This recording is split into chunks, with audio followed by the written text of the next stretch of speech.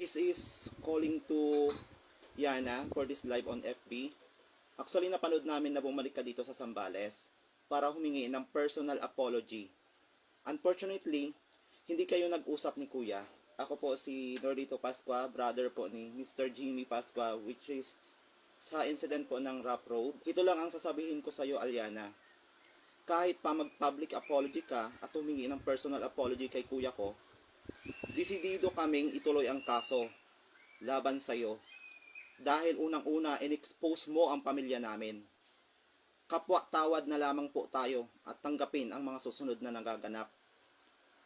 Sa mga taga-Sambalenyo, sa kapwa ko sa Sambalenyo, relatives, family, sa lahat ng mga sumusuporta at nanghihingi ng update, hindi namin po kasi kayo maisa-isa.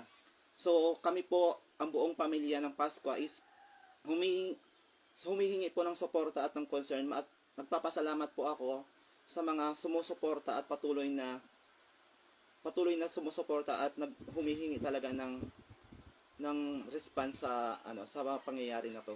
So yun lamang po at maraming salamat po. So again po, desidido po kaming ituloy yung kaso laban sa inyo, laban kay Aliana dahil in-expose niya po ang pamilya namin.